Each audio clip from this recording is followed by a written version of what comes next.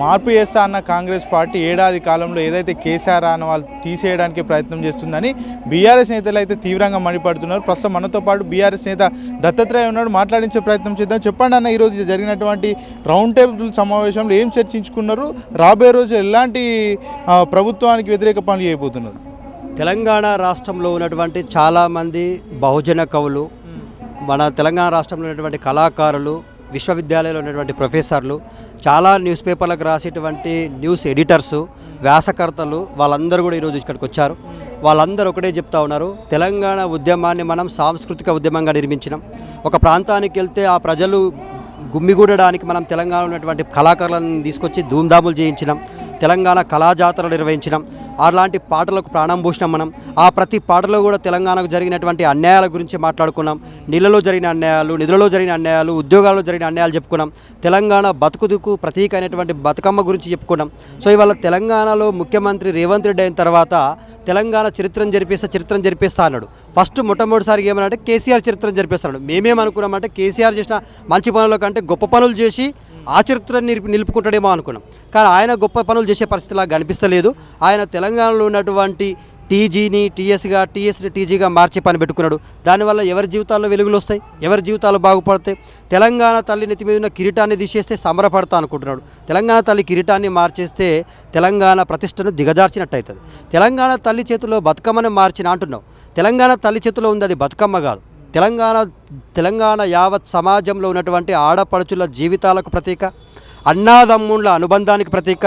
ఒక తండ్రి కూతురు కోసం 1000 కళ్ళతో ఎదురు చూస్తుంటే ఆ కూతురు రాకకు ప్రతీక అయినటువంటి తెలంగాణ తండ్రి ప్రతీక. సో ఇట్లా తెలంగాణ సమాజంలో బతుకమ్మ గురించి చాలా గొప్ప చెప్తున్నారు. కాకపోతే బతుకమ్మ అనేది కేవలం అగ్రవర్గ కులాలకు సంబంధించిందే, కేవలం వరంగల్ సంబంధించిన పండుగనే కానీ దీనికి తెలంగాణతో ఎలాంటి సంబంధం లేదని కాంగ్రెస్ నేతలు కూడా చెప్తున్న పరిస్థితి. ఒక మహబూబ్ నగర్ జిల్లాకు సంబంధించినటువంటి తెలంగాణ చరిత్ర తెలియని ఒక మూర్ఖుడు అనేటువంటి ఎమ్మెల్యే ఎన్ఎం శ్రీనివాసరెడ్డి అనేట ఆయన మాట్లాడండి ఈ మాట. తెలంగాణలో ఆడుతున్నటువంటి బతుకమ్మ అగ్రవర్ణాల వాళ్ళు మాత్రమే ఆడతారు, బహుజనులు ఆడరు అన్నాడు. నేను ఆయనకు చెప్తా ఉన్నా, నువ్వు ఆనాడు విష్ణూరు రామచంద్రారెడ్డి వారసుడివా? తెలంగాణ గడిలలో మా ఆడపడుచులకు బట్టలు ఉడదీసి బతుకమ్మని ఆడించినటువంటి వాడివా? లేకపోతే వాడి వారసుడు అని చెప్పుకో, మీకే బతుకమ్మ సొంతమని చెప్తాం మేము. తెలంగాణ బతుకమ్మ తెలంగాణలో ఉన్నటువంటి పేద బడుగు బలహీన వర్గాలు సైతం నెత్తి మీద పెట్టుకుని బతుకమ్మని ఆరాధిస్తుంటే, ఊళ్ళలో పెట్టుకొని 9 రోజులు గౌరవంగా పూజిస్తుంటే, వాళ్ళ కుంకుమ ప్రసిద్ధి అంటే వాళ్ళకు తాలిబొట్టుకు కుంకుమకు ప్రసిద్ధిగా బతుకమ్మ పైన గౌరమ్మని పెడతారు. ఆ గౌరమ్మ ముత్తైదులకు ప్రతీక. తెలంగాణలో ఉన్నటువంటి తంగేడు పూలను తీసుకొచ్చి బతుకమ్మను పేరుస్తారు. తంగేడు పూలు ఇవాళ ఈ తెలంగాణ రాష్ట్ర పూలుగా మనం ప్రకటించుకున్నాం. అధికారికంగా తెలంగాణ బతుకమ్మని మనం రాష్ట్ర పండుగగా ప్రకటించుకున్నాం. ఈ చరిత్ర మొత్తం మర్చిపోయి కేవలం వరంగల్ జిల్లా వాళ్ళు మాత్రమే బతుకమ్మ ఆడతారు. ఆదిలాబాదు నుంచి మొదలుకొంటే అల్లంపూర్ వరకు నా తెలంగాణ ప్రజలందరినీ ఒక కంకణానికి పువ్వులను చేర్చినట్టుగా, ఒక పూలహారానికి పువ్వులను చేర్చినట్టుగా నా బతుకమ్మ తెలంగాణ వాదులందరినీ ఏకం చేసింది. ఈ చరిత్ర తెలియనటువంటి ఎన్ఎం శ్రీనివాసరెడ్డి లాంటి చరిత్రహీనులు మాట్లాడే ఈ మాటలకు ఖచ్చితంగా మహబూబ్ నగర్ జిల్లాలో ఉన్నటువంటి ఆడపడుచులే సమాధానం చెప్పాలా. అక్కడ ఉన్నటువంటి ఎస్సీ ఎస్టీ బీసీ మైనార్టీ వర్గాల మేధావులు, ప్రొఫెసర్లు, విద్యార్థులు, యువకులు, కళాకారులు, కార్మికులు, కర్షకులు ఖచ్చితంగా ఆ దుర్మార్గుడికి తగిన బుద్ధి చెప్పాలని చెప్పేసి పిలుపునిస్తా ఉన్నాం. గతంలో ఏదైతే తెలంగాణ తల్లి విగ్రహం అది కేవలం బీఆర్ఎస్ పార్టీకి సంబంధించింది. కేసీఆర్ తనకు నచ్చినట్టుగా వారి యొక్క దొరలపాలు ఏ విధంగా ఉంటుందో ఆ విధంగా తీర్చిదిద్దుకున్నాడు.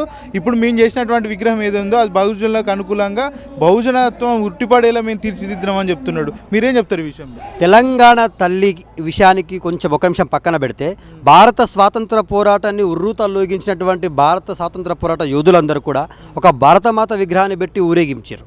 ఆ భరతమాత విగ్రహానికి కూడా తెలంగాణ తల్లిలాగానే కిరీటం పెట్టిర్రు. ఇక్కడే ఆంధ్రప్రదేశ్లో వాళ్ళ గురువు గారు ముఖ్యమంత్రి ఉన్నారు కదా చంద్రబాబు నాయుడు, ఆ ప్రాంతంలో తెలుగు తల్లి విగ్రహం పెట్టుకున్నారు. వాళ్ళ తెలుగు తల్లి నెత్తిపైన కూడా కిరీటం ఉంది, ఆమె నడుముకు కూడా వడ్డానం ఉంది, ఆమె చేతిలో కూడా పూర్ణకుంభం ఉంది, బంగారు పూర్ణకుంభం. మరి ఇవన్నింటినీ తొలగించమని చెప్పు మీ చంద్రబాబు నాయుడికి. అయ్యా నేను ఇక్కడ తెలంగాణ తల్లి కిరీటం తీసేసినా, ఆమె చేతిలో బతుకమ్మ తీసేసినా, ఆమె నడుముకున్న వడ్డానం తీసేసినా, నువ్వు ఆంధ్రప్రదేశ్లో ఉన్నటువంటి తెలుగు తల్లికి కిరీటం తీసేయి, ఆమె మెడలో ఉన్నటువంటి హారాలు తీసేసేయి, నడుముకున్న వడ్డానం తీసేసేయి, చేతిలో ఉన్నటువంటి పూర్ణకుంభం తీసేయి అని చెప్పు. తెలంగాణ తల్లి మీద ప్రేమ కేసీఆర్ లేదు, కావాలనే 10 ఏళ్ళు తెలంగాణ విగ్రహాన్ని ఎక్కడ కూడా అధికారికంగా ఎక్కడ కూడా పెట్టిన పరిస్థితి లేదు. భారతదేశంలో ఉన్న ఏ తల్లి విగ్రహాలకు కూడా జీవోలు చెప్తేనే పూజించేటువంటివి కావండి. అవి జీవోలు కేవలం ప్రభుత్వాలు అధికారికంగా ప్రకటించుకోవడానికి పరిమితం కానీ ఒక తల్లిని పూజించాలన్నా, ఒక దేవతామూర్తిని మనం గౌరవించుకోవాలన్నా అది స్వతహాగా తెలంగాణ ఉద్యమంలో వెలిసిన తల్లి ఆమె. తెలంగాణ పోరాటంలో తెలంగాణ పోరాట యోధులను ఏకం చేసిన తల్లి, అందరినీ మమేకం చేసిన తల్లి. ఏ ఉద్యమం ప్రారంభించినా ఆమె మెడలో పూలమాల వేసి ఆమెకు నమస్కరించి మాకు విజయం చేకూర్చు తల్లు అని చెప్పి ఆశీర్వాదం తీసుకొని పోయినటువంటి తల్లి. ఆ తల్లి చరిత్ర తెలియని ఒక మూర్ఖుడు వచ్చి నేను తెలంగాణ తల్లిని మారుస్తా, ఆమె చేతిలో నుంచి బతుకమ్మ తీస్తా, ఆమె కిరీటం తీసేస్తా, సాధారణ తల్లిగా పెడతా అన్నాడు. నేను అంటా ఉన్నా, రేవంత్ రెడ్డి గారిని కూడా ఒక తల్లి జన్మనిచ్చింది కదా, నీ తల్లిని నువ్వు తెలంగాణ తల్లిని మార్చడం అంటే నీ తల్లిని కూడా నువ్వు మార్చడం లాంటిది. ఎందుకు అంటావునంటే ఇంత కఠినంగా నువ్వు ఇలా సోనియా గాంధీని తీసుకొచ్చి తెలంగాణ ప్రజలకు తల్లి, ఆమె కాళ్ళు గడగాల, కాళ్ళ నీళ్లు నెత్తి మీద జల్లుకోవాలనుకుంటున్నావు. నువ్వు జల్లుకో, నీకు ముఖ్యమంత్రి పదవి ఇచ్చిర్రు. నువ్వు కాంగ్రెస్ పార్టీలకు టీడీపీ పార్టీ నుంచి అరువొస్తే నేను పీసీసీ ప్రెసిడెంట్ చేయించండి మీ నాయకుడు చంద్రబాబు నాయుడు, నువ్వు జల్లుకో, నువ్వు రుణపడి ఉండు. నీకు ముఖ్యమంత్రి సీట్ ఇచ్చిన దానికి, నేను పీసీసీ ప్రెసిడెంట్ చేసిన దానికి తెలంగాణ ప్రజలందరికీ, తెలంగాణ బిడ్డలకు కలుపుకోత మిగిల్చిన సోనియా గాంధీ తల్లి ఎట్లయితుంది? సో ఇదంతా కక్ష అండి. తెలంగాణ ఉద్యమంలో పాల్గొన్న ఎస్సీ ఎస్టీ బీసీ మైనార్టీ వర్గాలని అవమానపరచడం. అంటే గత విగ్రహం ఏదైతుందో అది కేసీఆర్ మాత్రమే ఆయనకు నచ్చినట్టు సృష్టించుకున్నాడు అంటున్నారు, అది మీరు ఒప్పుకుంటారా? కేసీఆర్ గారు తెలంగాణ ప్రాంతంలో ఎప్పుడూ కూడా తెలంగాణ ప్రజలు పేదవాళ్ళగా ఉండొద్దు, తెలంగాణ తల్లి ఎప్పుడూ కూడా బీదరాలుగా ఉండొద్దు, తెలంగాణ రాష్ట్రం ఒకటే తీరుగా ఉండదు. ఇప్పుడు కష్టాలు పడుతుంది, ఇప్పుడు పోరాడుతుంది, ఇప్పుడు తెలంగాణ కోసం ఉద్యమిస్తుంది.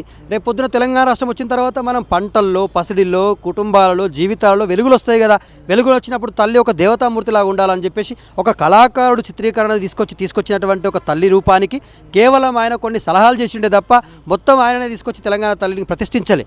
అయినా మోరోవర్ కేసీఆర్ గారు ముఖ్యమంత్రి అయిన తర్వాత తెలంగాణ తల్లిని ప్రతిష్ఠించలే, తెలంగాణ తల్లిని ఈమెనే అని చెప్పి చెప్పలే. తెలంగాణ ఉద్యమ సమయంలోనే తెలంగాణ సమాజం మొత్తం గౌరవించింది, యాక్సెప్ట్ చేసింది, ఒప్పుకున్నది. ఆ తల్లితోనే తెలంగాణ ఉద్యమం చేసినాం, ఆ తల్లితోనే ప్రతి పోరాటానికి నాంది పలికినాం. ఏ బహిరంగ సభ జరిగినా ఆ తల్లి విగ్రహానికి పూలమాలేసినాం. ముఖ్యంగా ఇవాళ ప్రొఫెసర్ కోదండరామ్ గారు ఉన్నారు. ఈ కోదండరామ్ గారు కూడా జేఏసీ చైర్మన్ అయి దండం పెట్టుకున్నది గీ తల్లికే. ఇవాళ ఆయనకు ఎమ్మెల్సీ పదవి ఇచ్చిన తల్లి కాంగ్రెస్ తల్లికి పోయి దండం పెట్టి గీమెనే తెలంగాణ తల్లి అంటుండే. ఆయన కొంచెం ఆయన కూడా ఆయన అంతరాత్మ మీద చేసుకొని మాట్లాడాలి. కోదండరామ్ గారు యావత్ తెలంగాణ సమాజానికి నేను పరిచయం చేసిన తల్లి ఈ తల్లి. తెలంగాణ ఉద్యమానికి నాయకత్వం ఇచ్చినప్పుడు ఒక 100 సార్లు దండం పెట్టుకున్నావు, కొన్ని వందల వేదికల మీద పూలమాల వేసి ఆమెకు గౌరవించినావు, ఆమెని దండం పెట్టుకుని ఆమె ఉద్యమంలోనే మేము ఉద్యమం చేస్తామన్నావు, ఆమె అడుగు జాడలోనే మేము నడుస్తామన్నావు.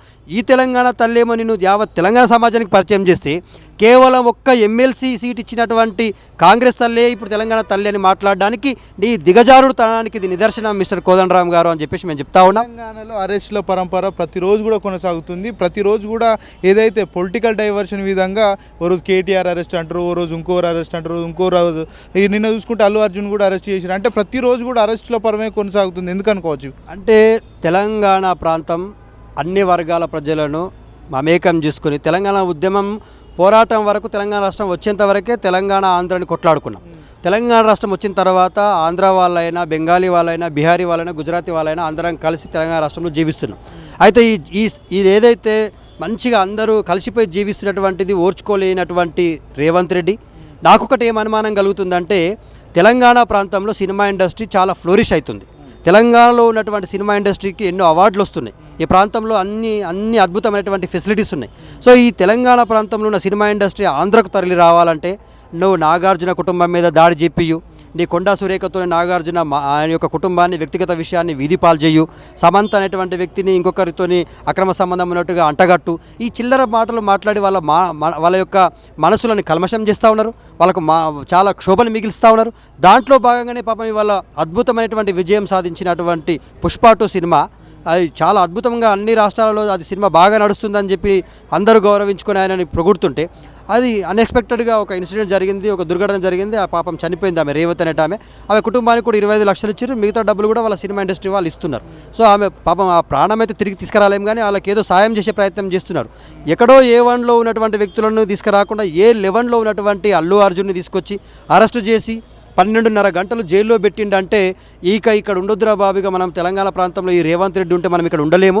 కాబట్టి మనం ఆంధ్రకే పోవాలా. ఈ సినిమా ఇండస్ట్రీ జరిగినటువంటి అరెస్ట్ కావచ్చు, గతంలో జరిగినటువంటి సంఘటనలు కావచ్చు, పూర్తిగా రాజకీయ కుట్ర అనుకోవచ్చు. 100% ఈ సినిమా ఇండస్ట్రీ పైన జరుగుతున్నటువంటి దాడి మాత్రం ఖచ్చితంగా చంద్రబాబు నాయుడు లేకపోతే ఇంకొకరు చెప్తేనే రేవంత్ రెడ్డి చేపిస్తున్నాడు తప్ప స్వతహాగా ఆయనకి తెలివి ఉండదు, ఇంత కక్ష సాధింపాలనేటువంటి ఉండదు. ఇది ఖచ్చితంగా రాజకీయ కుట్రలో భాగంగానే ఇవాళ అల్లు అర్జున్ గారు అరెస్టు, మొన్న నాగార్జున గారి మీద కామెంట్స్, సో ఇప్పుడు మళ్ళీ మోహన్ బాబు గారి ఫ్యామిలీ మీద చుట్టూ జరుగుతున్నటువంటి ఉచ్చులో కూడా ఖచ్చితంగా ప్రభుత్వ ప్రమేయం ఉందని అర్థమవుతుంది. పోలీసుల అత్యుత్సాహం కానీ అక్కడ జరుగుతున్న తీరును కానీ చూస్తూ ఉంటే ఇది ఎవరో అన్నాగం బండి చేపిస్తున్నట్టుగా అనిపిస్తుంది. దీని వెనకాల ఎవరు ఉంటారంటే ఖచ్చితంగా తెలంగాణ అంటే గిట్టనోడే ఉంటాడు కాబట్టి సమైక్య ఆంధ్రలో లేకపోతే ఆంధ్రలో ఎవరో చేపిస్తున్నారు అనేటువంటి అర్థమైపోతుంది. గత 10 ఏళ్ళు రాష్ట్రాన్ని బీఆర్ఎస్ పార్టీ విధ్వంసం చేసింది. మేము అధికారంలోకి వచ్చిన ఏడాదిలోనే రాష్ట్రాన్ని సంక్షేమం వైపు నడిపిస్తున్నాం. నేను 18 గంటలు ప్రజల కోసం పనిచేస్తున్నాను రేవంత్ రెడ్డి చెప్తున్నారు.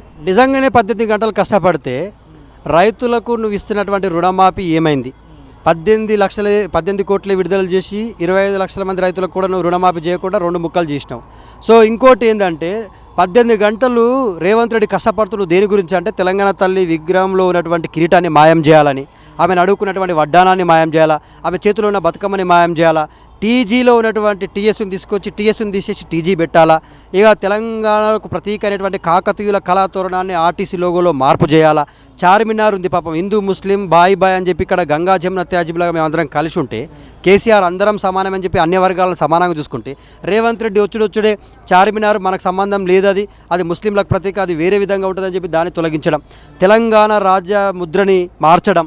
సో ఇవన్నీ చూస్తుంటే ఏమనిపిస్తుంది అంటే తెలంగాణ రాజముద్రని మారిస్తే ఎవరి జీవితంలో వెలుగొస్తుంది, తెలంగాణలో ఉన్నటువంటి తెలంగాణ తల్లి రూపాన్ని మారిస్తే ఎవరి జీవితాలు బాగుపడతాయి, తెలంగాణలో ఉన్నటువంటి ఆర్టీసీ లోగోలో కాకతీయుల కళాతోరణం దొరికితే ఏమైనా జరిగింది, ఏమైనా డబ్బులు వచ్చినాయా, ఎవరైనా జీవితాలు బాగుపడ్డాయా? సో ఇదంతా ఎవరైతే తెలంగాణ అంటే గిట్టనోళ్ళు చెప్తే చేస్తున్నట్టుగానే అనిపిస్తుంది. ఇక తెలంగాణ గురించి గిట్టనోళ్ళు ఎవరుంటారు? చంద్రబాబు నాయుడుకి తెలంగాణ రాష్ట్రం విడిపోవడం ఇష్టం లేదు కాబట్టి, ఆయన రేవంత్ రెడ్డి గారికి గురువు కాబట్టి ఆయన చెప్పినట్టుగానే ఇవాళ తెలంగాణ రాష్ట్రంలో నడుస్తుంది. ఇంకోటి హైదరాబాద్ కూల్చేస్తున్నాడు రేవంత్ రెడ్డి. హైదరాబాద్లో పేరు మీద హైదరాబాద్ని విచ్ఛిన్నం చేస్తున్నాడు. ఎందుకు చేస్తున్నావయ్యా రేవంత్ రెడ్డి అని అడిగితే నా గురువు కూల్చేయమన్నాడు, నేను కూల్చేస్తున్నా. నీ గురువు ఎందుకు కూల్చేయమన్నాడయ్యా అంటే అక్కడ అమరావతిలో బిల్డింగులు కట్టాలంటే హైదరాబాద్లో బిల్డింగులు కూలాలా, కాబట్టి నేను ఇక్కడ బిల్డింగులు కూల్చేస్తున్నా. మా గురువుగారు అక్కడ బిల్డింగులకు టెండర్లు ఇస్తున్నాడు, అక్కడ బిల్డింగులు కడుతున్నాడు. హైదరాబాద్ అభివృద్ధి ఆగిపోతే అమరావతి అభివృద్ధి పెరుగుతుంది. ఏమందయ్యా రేవంత్ రెడ్డి సాఫ్ట్వేర్ కంపెనీలను వెనకకు పోతున్నాయి అంటే ఏమంటున్నాడంటే ఇక మా చంద్రబాబు నాయుడు సాఫ్ట్వేర్ కంపెనీల గురించి ఎక్కువ పట్టించుకోకు, అవి పట్టించుకున్నామంటే మళ్ళీ కొత్త కంపెనీలు వస్తాయి, పురాణంలో ఉద్యోగాలు వస్తాయి, ఇక్కడ ఉద్యోగాలకు పోతే ఆంధ్రప్రదేశ్లో కొత్త సాఫ్ట్వేర్ కంపెనీలు వస్తాయి, అక్కడ ఉద్యోగాలు వస్తాయి. సో ఇక్కడ చంద్రబాబు నాయుడు జేబులో నుంచి ముఖ్యమంత్రి అయినటువంటి రేవంత్ రెడ్డి ఆయన ఏది చెప్తే గది చేస్తున్నాడు. ఏమైందయ్యా లఘుచర్లలో రైతుల మీద లాఠీచార్జ్ చేసిన ఎందుకోసం అంటే ఆయన అల్లుడే. ఇప్పుడు చంద్రబాబు నాయుడు, నేను ఇంకోటి ఏం చెప్తున్నా అంటే రేవంత్ రెడ్డి గారు సగం తెలంగాణ సగం ఆంధ్ర అండి. ఎందుకు ఇంత గట్టిగా అంటున్నానంటే ఇప్పుడు నాకు తెలంగాణ, నా తల్లి తెలంగాణనే, నా తల్లి తెలంగాణనే, నా బిడ్డని కూడా రేపు నా తెలంగాణకే ఇస్తా. కానీ రేవంత్ రెడ్డి గారు తన బిడ్డని ఆంధ్ర ప్రాంతానికి సంబంధించినటువంటి వ్యక్తికి ఇచ్చిండు. ఇప్పుడు ఆ ఆంధ్ర ప్రాంతంలో ఉన్న అల్లుడిని తీసుకొచ్చి లఘుచర్లలో ఫార్మా కంపెనీ పెట్టేయాలనుకున్నాడు. కాబట్టి అల్లుడు ఆంధ్ర కాబట్టి నా అల్లుడికి మీరు తెలంగాణ రాష్ట్రంలో జాగియ్యరా, నా అల్లుడికి తెలంగాణ రాష్ట్రంలో ఫార్మా కంపెనీ పెట్టుకోవడానికి భూమి ఇయ్యరా అని చెప్పేసి రైతుల మీద జులుం చేసి ఆ రైతుల్లో మహిళలు ఉన్నారు, గిరిజనులు ఉన్నారు, ఆదివాసులు ఉన్నారు, పాపం ఎస్సీలు ఉన్నారు, ఎస్టీలు అందరి మీద 3rd డిగ్రీ ప్రయోగించి అరెస్టు చేస్తే నిన్న ఒక రైతు పాపం బయటకు వస్తుంటే నాకు గుండె నొప్పి వచ్చిందయ్యా బాబు అని చెప్పేసి పాపం నాయక్ అనేటువంటి రైతు వస్తే ఆయనకు జైలుకు బేడీలేసిండు. ఆయన మేము ఉగ్రవాది టెర్రరిస్టా అంటే నీకు ఇంత కోపం ఉందని అల్లుడికి భూమి ఇవ్వకపోతే రైతులకు బేడీలేస్తావా? తెలంగాణ సమాజం మొత్తం చూస్తుంది కదా. అంటే చంద్రబాబు నాయుడు పూర్తి ఆంధ్ర నాయకుడు అయితే మా రేవంత్ రెడ్డి సగం ఆంధ్ర, అంటే అల్లుడు ఒక్కటే కూతురుంది ఆయనకు కాబట్టి సగం ఆంధ్ర సగం తెలంగాణ. అయితే తెలంగాణ ప్రజల మీద ఆయన కోపం ఉన్నది. ఎందుకు? ఈ తెలంగాణలో అందరూ కేసీఆర్ మాట మాట్లాడుతారు, కేసీఆర్ మంచి చేసిండు అంటుడు, కేసీఆర్ నిర్మించారు అంటుడు, కేసీఆర్ రైతులకు రైతు బంధు ఇచ్చిండు, రైతు బీమా ఇచ్చిండు, ఉచిత కరెంట్ ఇచ్చిండు, ఇక మహిళలకు అందరికీ పెన్షన్లు ఇచ్చిండు, ఒంటరి మహిళలకు డబ్బులు ఇచ్చిండు, ఆశా వర్కర్ల అంగన్వాడీ జీతాలు పెంచిండు. ఇలా అందరికీ మంచి చేసిండుగా. నేనేం చేసేది ఉందిరాబాయ్ వీళ్ళందరినీ ఇలా అంతం చూస్తా పంతం చూస్తా అని చెప్పి ఇగో ఇలా గీ చర్యలు చేస్తూ ఉన్నాడు. అంటే తెలంగాణను సాధించుకుందే నిధులు నియామకాలు. అవి మొట్టమొదట మనం ఆ ప్రధాన అంశంగా తీసుకుని ఆ రోజు ఉద్యమం చేసాం. ఈరోజు మళ్ళీ 10 ఏళ్ళ తర్వాత అదే పరిస్థితులు తెలంగాణలో ఏర్పడతాయని అనుకోవచ్చా? అంటే ఇప్పుడు ఒకటే అండి, ఉద్యోగాలు ఇక్కడే సృష్టించారు. ఇప్పుడు కేటీఆర్ లాంటి వ్యక్తి ఐటీ సంస్థలను తీసుకొచ్చి దాదాపుగా 350 పైచీలకు జాతీయ అంతర్జాతీయ సంస్థలను తీసుకొచ్చి 9 లక్షల పైచీలకు ఉద్యోగాలను ఇక్కడ సృష్టించిండు. అప్పుడు తెలంగాణలో ఉన్నటువంటి వాళ్ళతో పాటు మిగతా వాళ్ళకు కూడా ఇక్కడ ఉన్న వాళ్ళకు ఉద్యోగాలు వచ్చినాయి. రేవంత్ రెడ్డి రావడమే నీకేముండాలా? కేసీఆర్ ఏమేమి మంచి పనులు చేసిండు ఇక్కడ తీసుకురండి రాబాయ్, ఈ అన్ని మంచి పనుల కంటే నేను ఇంకా గొప్ప మంచి పనులు చేస్తా. కేసీఆర్ కాళేశ్వరం ప్రాజెక్టు కట్టిండు కదా, నేను ఇంకో ప్రాజెక్టు కడతా. కేసీఆర్ ఉచిత విద్య ఇచ్చిండు కదా, ఎట్లా సాధ్యమైందో నేను ఇంకో స్కీమ్ పెడతా. ఇట్లా ఆలోచించి మంచి పేరు తెచ్చుకోవాలి కానీ ఉన్న పేరు చెడగొడుతూ కేసీఆర్ చరిత్ర చేర్పిస్తా, కేసీఆర్ చరిత్ర చేర్పిస్తా అంటాడు. కేసీఆర్ అంటే చరిత్ర కాదురా బాబు, కేసీఆర్ అంటే నిర్మాణం. కేసీఆర్ నిర్మించినటువంటి ప్రతిదీ నువ్వు ఇవాళ ఇనాగ్రేషన్ చేస్తున్నావు. మొన్న యాదాద్రి ఫ్లవర్ ప్లాంట్ ఇనాగ్రేషన్ చేసినావు. ఎవరు నిర్మించింది? అది కేసీఆర్. యాదగిరి గుట్టకు పోయి ఇది యాదగిరి కాదు, యాదాద్రి కాదు, ఇది యాదగిరి గుట్ట అని పేరు మార్చినావు. నువ్వు కట్టినావా? నువ్వేమన్నా ఒక ఇటుకన్నా పెట్టినవాడా? కేసీఆర్ కట్టిన యాదగిరి గుట్ట. అది యాదగిరి గుట్ట అన్న తెలంగాణ ప్రజలదే, యాదగిరి ఈశ్వరుడు అన్నా కూడా తెలంగాణ ప్రజలకు తెలుసు ఎవరు కట్టిర్రు. రైతులు అన్నం చక్క పెట్టండి, మాకు ఫుడ్ పాయిజన్లు అవుతున్నాయని ఏదికి ఏడుస్తున్నారు. ఇటు రైతులు మాకు రైతు బంధు రావట్లేదని ఏడుస్తున్నారు, రైతు భరోసా రావట్లేదు, రుణమాఫీ కాలేదని ఏడుస్తున్నారు. మరోపక్క నిరుద్యోగులు మీరు ఇస్తా అని అన్నటువంటి ఉద్యోగాలు మాకు ఇవ్వలేదు, మమ్మల్ని మోసం చేసిరని వాళ్ళు ఏడుస్తున్నారు. ఇవన్నీ పక్కన పెట్టి మార్పు అని పేర్లు మార్చుడు, ఊర్లు మార్చుడు, లేకుంటే ఇంకో రకంగా చూసుకుంటే విగ్రహాలు మార్చుడు, ఈ మార్పులు అవి కావాల్సుకున్న తెలంగాణ ప్రజలు. నేనేమంటున్నానంటే రేవంత్ రెడ్డి గారికి 6 గ్యారెంటీలు 13 హామీలు అమలు చేయడం మీద అవగాహన లేదు. తెలంగాణ రాష్ట్ర బడ్జెట్ ఎంతనో తెలియదు, తెలంగాణలో ఉన్న ప్రభుత్వ ఉద్యోగాలు ఎన్నో తెలియదు. ఏమన్నాడు? అధికారంలోకి వస్తే 2 లక్షల రుణమాఫీ రైతులకు చేస్తా, 2 లక్షల ఉద్యోగాలు సంవత్సరంలోనే నిరుద్యోగులకు ఇస్తా అన్నాడు. 2 లక్షల రుణమాఫీ చేయలే, 2 లక్షల ఉద్యోగాలు ఇవ్వలే. రైతులు ఏమైందిరా బాబు మా రుణమాఫీ అంటే వాళ్ళ మీద లాటే చూపిస్తున్నావు, ఏమైందిరా బాబు మా ఉద్యోగాలు అంటే వీళ్ళకు లాటే చూపిస్తున్నావు. అంటే నీది ఏమైందంటే రైతులని పాపం గోసబుచ్చుతున్నావు. రైతులకు రుణమాఫీ బంద్ అయింది, రైతు బంధు బంద్ అయింది, చనిపోయినటువంటి రైతులకు రైతు బీమా బంద్ అయింది, ఆడపిల్లలకు కళ్యాణ లక్ష్మితో పాటు తులం బంగారం ఇస్తాను. కళ్యాణ లక్ష్మికి దిక్కులేదు, తులం బంగారం సంగతి దేవుడు ఎరుగు. ఒక కాలేజీలకు పోతున్న ఆడపిల్లలకు స్కూటర్లు ఇస్తాను, సైకిళ్ళకే దిక్కులేదు, స్కూటర్లు ఇస్తాను ఈ పోటుగాడు. ఇక అవి కూడా బంద్ అయినాయి. నేను ఏమంటున్నానంటే తెలంగాణ రాష్ట్రంలో ఇచ్చిన 6 గ్యారెంటీలు ఈ 13 హామీలు అమలు చేయలేక వాటిని డైవర్ట్ చేయడం కోసం ఒకరోజు అల్లు అర్జున్ అరెస్ట్ చేస్తాడు, ఇంకో రోజు రైతుకు బీడీ లేపిస్తాడు, ఇంకో రోజు కేటీఆర్ బామర్ది ఫామ్ హౌస్ మీద దాడి చేపిస్తాడు, ఇంకో రోజు లఘుచర్ల రైతుల మీద లాఠీచార్జ్ చేపిస్తాడు, ఇంకో రోజు ఇథనాల్ కంపెనీ వాళ్ళ మీద దాడి చేపిస్తాడు, ఇంకో రోజు హైడ్రా పేరు మీద హైదరాబాద్లో ఉన్నటువంటి ఎస్సీ ఎస్టీ బీసీల మీదకి బుల్డోజర్లు పంపిస్తాడు. సో ఇక ఇవన్నీ డైవర్ట్ పాలిటిక్స్ కాకపోతే లాస్ట్కి ఏం పెట్టుకున్నాడంటే తెలంగాణ తల్లి విగ్రహాన్ని మార్చిండు. ఎందుకు మారుస్తున్నారా నాయన? ఇప్పుడు అంత అర్జెంట్ ఏం లేదు, తెలంగాణ తల్లి విగ్రహం మారిస్తే వచ్చే లాభం ఏందో చెప్పంటే గది నాకు తెలియదు. చంద్రబాబు నాయుడు చెప్పాడు తెలంగాణ తల్లి కిరీటం తీసేయి, తెలంగాణ తల్లి చేతిలో బతుకమ్మ తీసేయి అని చెప్తే తీసేసిన అని చెప్తున్నాడు. ఎవరి కోసం తీసినవరా అంటే నేను మా తెలంగాణ ప్రాంతంలో రెడ్లకు కులదైవం అనేటువంటి హేమారెడ్డి మల్లమ్మ విగ్రహాన్ని సెక్రటరియట్లో పెట్టాలనుకుంటున్నా. ఎందుకంటే తెలంగాణ రాష్ట్రంలో నేను ముఖ్యమంత్రిని అయినా, నేనెవరు? రేవంత్ రెడ్డిని.